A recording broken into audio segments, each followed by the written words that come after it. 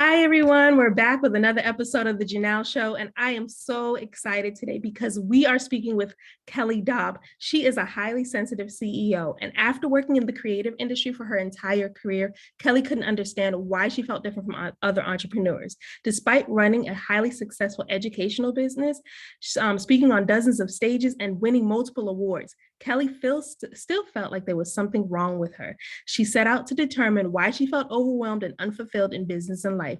That's when she discovered she was HSP and she had the traits of a highly sensitive person. Kellie went on a quest to find a new way of living and working. Since then, Kellie has completely reset her business and reclaimed her peace. Now she helps other highly sensitive entrepreneurs do the same through consulting, education, and slowpreneurship. Hi, Kellie. Thank you for being here. Thank you for having me. I'm so excited to be here today. No, this is wonderful. I was reading your bio. I told you earlier, I was reading your bio and I was like, oh my gosh, she is speaking to me. So I have a lot to learn from you. I'm excited. Yeah, that's exciting. So you just learned you were HSP, right? I would say in the past 2 or 3 years, yeah, definitely highly sensitive. Yeah, isn't that so cool though? It's so helpful when you learn that about yourself that it helps everything else make sense. Yes, and I'm working on my boundaries because when you're highly sensitive, you have no boundaries. At least for me, I don't have any boundaries whatsoever. So I will give up to myself until there's no more of me. So I'm working on that. Absolutely. It makes total sense. My same included. So yeah, I'm excited to talk today about all of that. So how did you, okay, so I know you were frustrated and you were feeling overwhelmed in your business. So what kind of journey did you go on to discover HSP? Yeah. I will say a lot of people will find HSP, or HSP stands for highly sensitive person. Mhm. In the psychology field, you're going to see sensory processing sensitivity. That's sort of like the psycho side of the ticket. So if you hear sensory processing sensitivity versus HSP, they're the same thing. They're just different ones, a little more colloquial, easier to use. So if we're talking about being a highly sensitive person, for me, I had actually started my own spiritual journey. I had sort of started trying to do some self-discovery, working on myself. I was in my business still. This was prior to COVID. And I was like, something is just wrong. I couldn't figure out what was wrong. And by all intents and purposes, on paper, things were good, right? I needed to add a few people here. I needed to plug in a few holes. I did need to drop some things off, but by all of the typical business standards, things were great. I was really visible. And every time I grew, I felt less and less inside of myself. There was just something wrong. And I Mhm. assumed it was just me. I wasn't able to keep up with the capacity. I wasn't able to keep up with the visibility. There was something clearly wrong with me. So it set me off on sort of a spiritual journey of my own. And it was actually as I was nearing the end of this spiritual journey, coming to terms before I had a label of sorts for what was going on. I remember standing actually in a Target. This is a very silly story, but this will tell you sort of where I was at in my head. I was in a city for a speaking conference. I was at the Target with a couple of other speakers because the event in that evening was themed. You had to wear black, or you had to wear a certain color and certain things. And so this other speaker, a male, didn't have a fully black outfit. And so larger guy. And so we were kind of walking around, and I was sort of new to this spiritual development piece.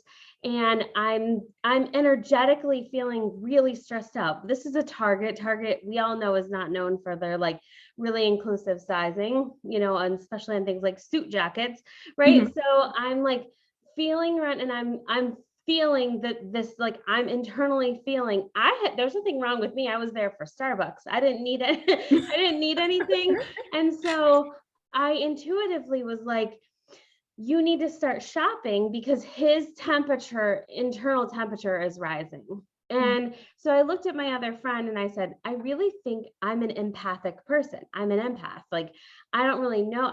I can tell you that he is not okay right now. So I started shopping. I lifted this thing up and I said, hey, bud, how about this? And he's like, tried it on and it fit perfectly. And we were able to finish. But those things I think I've experienced my whole life, but it wasn't until I was able to put a word to it that I was able to sort of start drawing a better picture of who I was. Then I'm walking through a bookstore a couple of years ago now, and I see this book that says something like the handbook for highly sensitive people. And I was like, oh, that's interesting. So I took it down. I'm like looking a couple pages in, and it's like a whole checklist of like things, traits of highly sensitive people. And I was like, check, check. I mean, literally every single one of them. Wow. Every time I test super high on the scales of a highly sensitive person. So with all of that said, I took it home. I devoured the book in a weekend. My husband's also highly sensitive for sure. My son and my youngest daughter, absolutely for sure.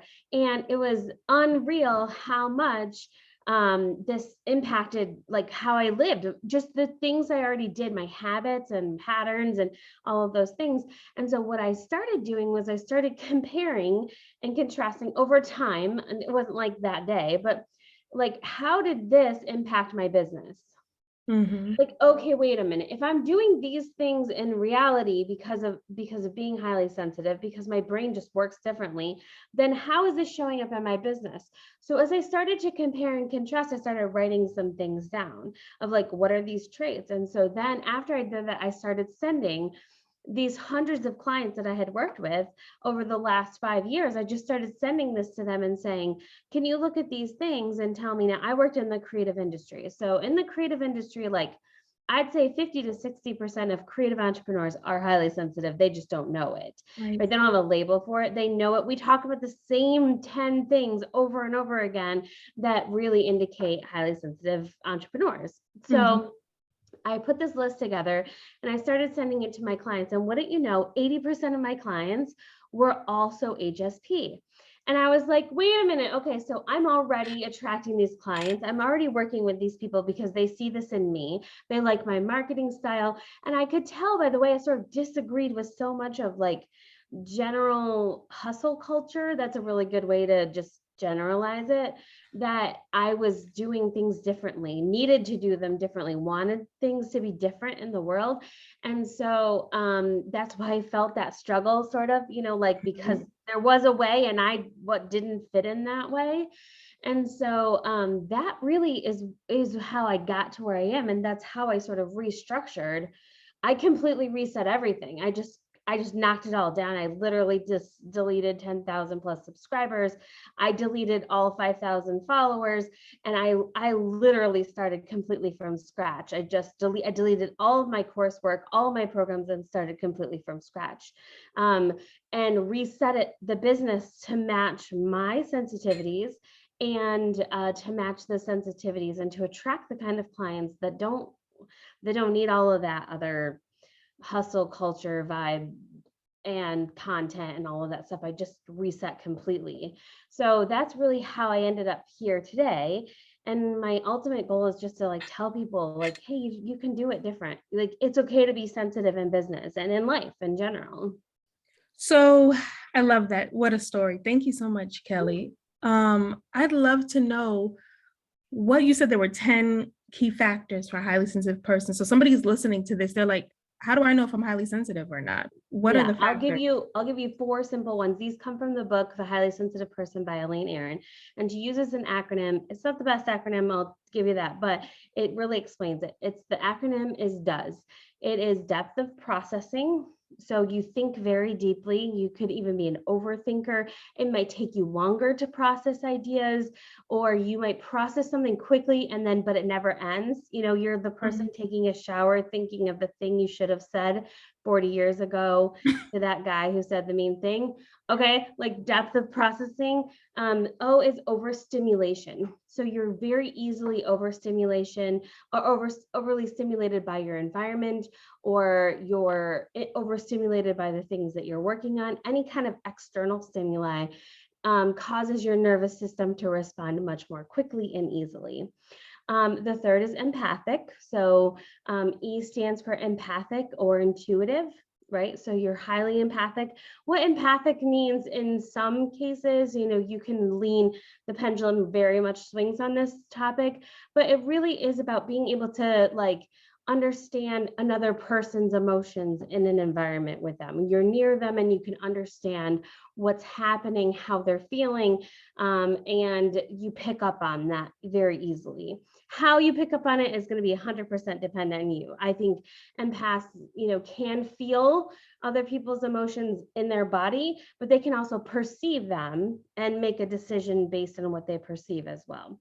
That just depends. They're also highly intuitive, which means that you're making decisions with your intuition and less by like facts or statistics, things like that. And then the last, the S stands for sensing subtleties. This can be small subtleties like something like the temperature in a room changes, okay? Or the side eye that you just sort of half received but didn't actually receive from a fellow coworker or someone, a client, or a thing that was said that wasn't overt, but you noticed it, right? These kinds of subtleties, or like, let's say, for example, you pitch an idea to your coach and you see a tiny little shift in their smile and you're like, oh, okay, well, that's bad, right? Those are the things that you'll notice as a highly sensitive person. Of course, how this appears in people is very different, right? Mhm. Your high sensitivity and my high sensitivity are going to be 100% shaped by our environments, our experiences, the things that we've encountered. And a lot of times, often a factor for high sensitivity is trauma. It's related to what kind of things you were using as coping mechanisms as a kid. I wouldn't say, we know that genetically something is different about our nervous systems and our brain and how that works. But there is also, because you were born highly sensitive, you created these coping mechanisms that you now carry into your adulthood and ultimately into your business. Gotcha. Wow, that's great. So you have clients that have figured out that they're highly sensitive. How do you help them, and what do you help them with in your business? Yeah, so the first thing we do with clients is we look at what's not working, which Mhm. sounds a little negative, right? But the reason why a highly sensitive person is going to reach something like, I hate the word burnout. I really don't like it because I think burnout misrepresents the problem that we're having in business. Burnout means, oh, I'm spent, I'm completely lost, right? I just don't believe that that's the case. I think that people need to reset. You need to look at what you got and reorganize it, uh, fix it so that it matches aligns with who you are, your sensitivities. So the first thing we talk about is what's not working. And the way we do that is we draw awareness to what's going on. Like, what's going on that's causing these things to not work. There is a cause and effect in business every single time. And 9 times out of 10, actually 10 times out of 10, the cause of the thing that's not working in your business is actually rooted in the human behind the business, right? And so when the human behind the business is also highly sensitive, something is not working there. So our first thing is draw awareness. Why do you respond that way? Why haven't you done this thing you want to do? Why are you offering too many things, right? What is the reason? And the next thing we talk about is alignment. This is sort of part of that reset method. What do you want to do? How should you spend your energy? How can you develop offers and productivity flow that works with your sensitivity, right? And then the next thing we're talking about is sort of going back into the whole process of, like balancing and setting boundaries. Like, hey, how does this actually like look in real life? What's the practice of this? And then from there, we go into sort of like, how do we stay in balance so that we can reclaim our peace all the time? So that's sort of the general flow of the reset method. You can look to on our website as well if you want to dig into that more. But that's sort of the process we work through. Some businesses, honestly, they need like an overnight reset. We need to fix this one small thing, or it's a 5-minute, like, I just need clarity on this quick thing and I can make these changes and the dominoes flow, right? And sometimes you need to blow it all up like I did and start over. Okay, resets are really about being conscious in the moment to say, this isn't working. It's not aligned with my sensitivities. And now how do I fix it to make it work for my business in my way? And that is really as simple as it is. And when you do that reset, 5 minutes, 10 minutes, one day, 30 days, could be a year. Then what comes as a result of that is due to how much energy and time you put in to the personal development and digging deep on the issue itself. I love that. I love that. Thank you so much. I I want to think about how I want to ask you this. So, okay, you're working with your clients, you've done the reset now. So after they've done the reset, is that your final step in working with them, or do you work with them further after they've reset their business is in line with them? So once a business is reset, at that point, usually what they have to do is test it, right? You got to ride the car to see if the car works. And then what happens generally is they're going to work with me to create a new offer, to create a new business structure, to create a new operation plan, whatever that is. And then generally I'll set them off for a whole season and say, go for the season and try this. Take 3 months and try it and see what happens. Test it, see where you fail, see where it fails, see where, the client is failing, see where, like, whatever is not working, and we can come back. So actually, I really believe that resetting is a seasonal thing. I really believe in sort of the seasonal flow. Like, I know in the winter time, want to wear my warm sockies and curl up in a blanket. I'm not like out there hitting the streets saying, here, buy my product. It feels like a time to go in. And so I really think that seasonally is really how we need to be looking at this reset process. And if a client is working with me seasonally, a lot of times they'll come back and say, yeah, this worked, this didn't. Let's look at it again. I don't actually believe that business ever stops evolving. It shouldn't. If you get to a point where you're like, I'm repeating the same thing over and over again, the problem is you, not not the client. So I really think we should all be evolving. So the ultimate goal would be to get them through the core of that reset, right? And then pass them into a seasonal check-in. So you're checking in every season and saying, these are the things that are working. But a great consultant is there to teach you how to reset yourself.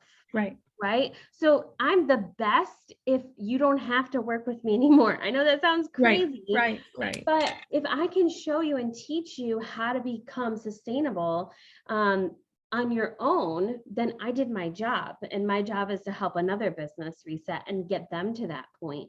So I really think that the core foundation of stopping, that's why you can reset in 1 minute, a little bit of energetic cleansing, a little bit of breathing exercises, and okay, I can move on with this one moment, or 5 minutes or 10 minutes, right? How about when you sit down and you take a 5-minute reset and look at your to-do list? How much junk is on your to-do list? You got to think of it like a grocery. I look at the to-do list like a grocery store. You can go and you have a list, right? But then you end up putting Oreos in there and oh, what is this cool thing? And it goes in and I'm hungry. So then I throw this thing in and we end up with this list that's really not at all what our actual goals and intentions are. And so I think that you could start a reset right at your to-do list and go, these things are not necessary for the growth of my business. Yeah, no, I love that. I read in your bio when I was reading it, slowpreneurship. What is slowpreneurship? Yeah, so the concept of slowpreneurship came from an old concept called slow living. The slow living movement started around the slow food movement that started in Italy. And essentially what that meant was that they were trying to get this return to slow food. Of course, in Italy, you're making your own pasta and, all of these things. And so they're like, hey, can we stop with McDonald's and bring back sort of the slow food movement? The slow food movement sort of expanded into the rest of living. And so what that actually means, and I personally believe that highly sensitive people, the antidote, I guess, cure, I hate to use the word cure, but the antidote to overstimulation is slow living. Okay. Which means that the antidote to overstimulation in your business, overwhelm, all of those things is slowpreneurship, right? So what that means is there's 5 principles. I actually have a full blog post about this, so I won't bore you with everything. Go to the blog post.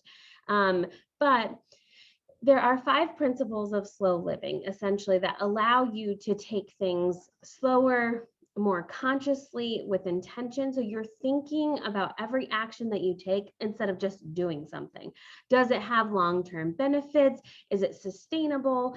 Is it helpful for the universe, right? But you can also say things like, is it helpful for my business ecosystem? Things like that. You can be thinking from that perspective. And what it does is it actually allows you to spend less time working and produce less, but produce more quality for your overall work time and effort. What slowpreneurship does is it really allows you to focus on the intention of the work, and then ultimately, what is the intention of the results, which I think we often miss. We're looking for momentum, but we actually fail when it comes to understanding outcome.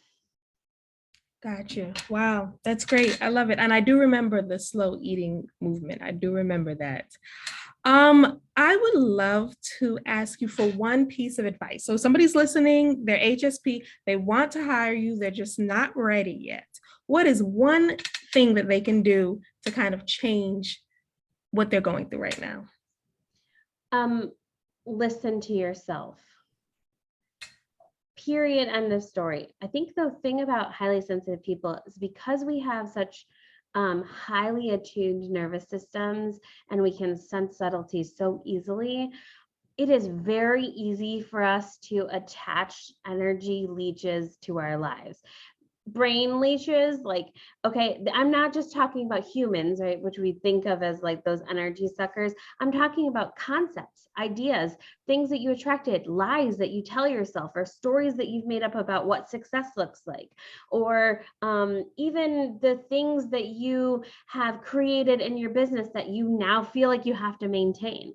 I want you to just put all of that down, set it all down, detach yourself from everything that you have possibly heard or that you think is true for you, and just sit with yourself and ask yourself, what's true for me?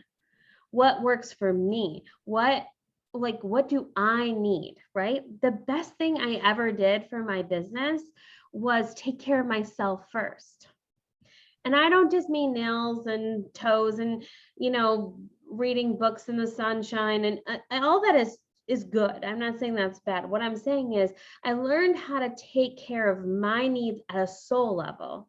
And at that point, what came out of me when I started to create a new structure for my business was something much more genuine and real, authentic to market. And it really has allowed me so much dynamic space to change and flow within my new thoughts and ideas that I would have never achieved because I was so attacked by all of these other things I thought business looked like. That makes complete sense. I like that. So go within and just listen to yourself. Thank you so much for that, Kellie. Yeah. I am a big book reader. So anybody that listens to the podcast knows that I love books. So I would love to get a referral from you of a new book to read, whether it's a book that changed your life or a book that's about highly sensitive people. What would you suggest for the readers and myself? Yeah, so if you're looking to discover being a highly sensitive person, the book that is written by the actual original psychologist that came up with the concept of highly sensitive person is called, yep, that name just went. It's called The Highly Sensitive Person, How to Thrive as a Highly Sensitive Person, something like that. Okay. That book is a great way to get introduced to the concept of high sensitivity.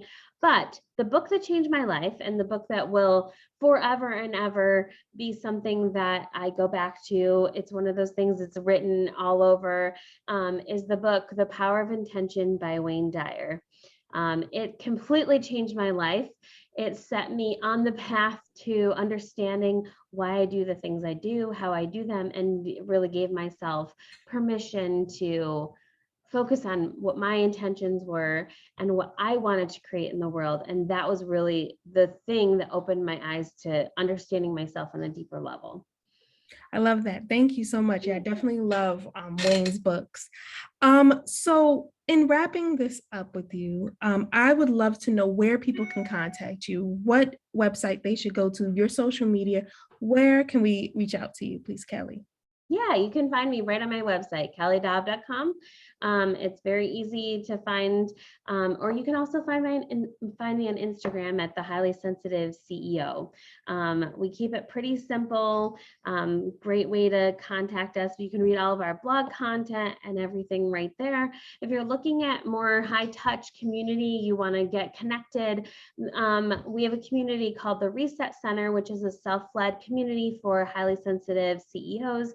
There's over 200 highly sensitive CEOs hanging out in there, kind of getting resources and content that help specifically for business growth for highly sensitive CEOs. And that's only $19 one time. So it's really easy to get in and That's good. get connected. Yeah, thank you so much for that, Kellie. That's perfect. So we'll put all of Kellie's links in the show notes down below so everybody can get connected to her, find out if you're highly sensitive or not. Kellie, thank you so much for being here with us today. Thank you for having me. I'm so glad. And I can't wait to watch you on your own highly sensitive journey. Thank you so much, Kellie. And guys, you have been listening to The Janelle Show. We are here every Sunday at 10 a.m. You guys have a great day and we will talk to you soon. Bye-bye.